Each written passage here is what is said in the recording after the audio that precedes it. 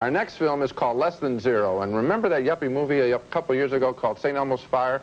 Well, this picture I think is only half as bad as that turkey because it has only half as many college-age characters who are wasting their lives on drugs.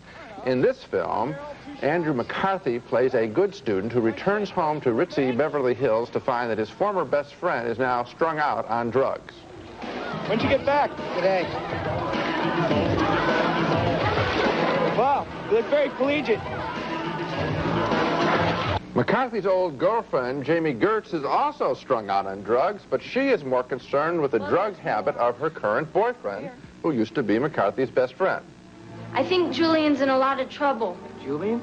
I didn't know who else to call. I can think of about 500 people downstairs. No, he's in trouble.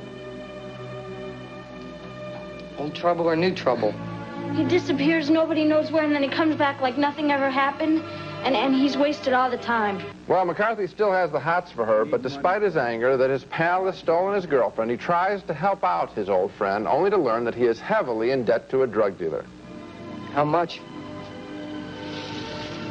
50,000. 50 and change. We could use that. Jesus. Yeah, Jesus. Before. Drug debt. What do you think it's for? That's Robert Downey Jr. as the strung-out friend. To help him, Andrew McCarthy visits the drug dealer, played by James Spader, to see if he can resolve the debt. I'll get the money. I'll sell my car, whatever it takes. What, have you seen Julian recently? You'll get what he owes you. You're right, I will. And you want to know something, Clay? It's got nothing to do with you. Now listen to me on this, okay? I am not the problem here, all right? Julian is. I think the central problem with Less Than Zero is the film glamorizes drug use more than it deflates it. In fact, more than I think even it is aware of. There are fancy parties in this film, there's the flashy life of the dealer, and Jamie Gertz's character uses cocaine without really awful effects. The film doesn't seem real to me. Andrew McCarthy is slow to act, he sort of waltzes through the film. The parents are all bad guys to be blamed, and no one takes a very hard-line activist approach to these young people in trouble. These are talented young actors, I think, but I think they have been given a much too glamorous, superficial script.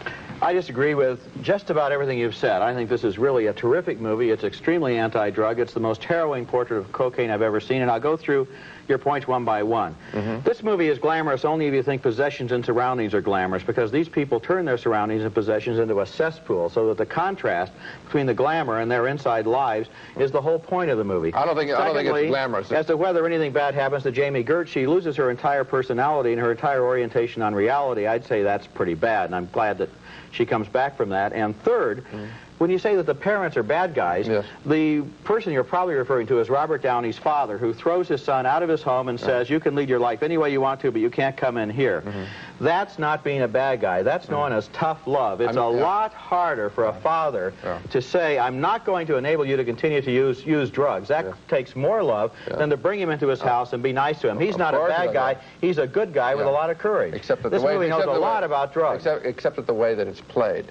I think it's played as a cartoon, not in the way that you've expressed it. You, frankly, gave a better performance of the father than the guy in the movie. Not at all, no. And as far as Jamie Gertz's character, I think she has a problem, but she does not suffer the degree. I mean, she's sniffing throughout this whole film. This woman should be falling apart. Instead, we have sort of we flip back between the love story between her and Andrew McCarthy as much as we do the drug stuff. In fact, the very criticism you gave to the last film, which is that it should be more in heaven than on earth, I'd say less love story and more dealing with drugs. I don't think so. I think they're really giving this. For example, what about the Robert Downey performance? Now, here is a guy who really portrays on screen the total disintegration of a human being. I was very moved by it. Richard Pryor did it better in his film. Well, I don't think so. I think that Less Than Zero is really a good film and a very good portrait of cocaine. Another big disagreement on Less Than Zero. Roger thought it was a powerful film against drugs. I thought it glamorized them.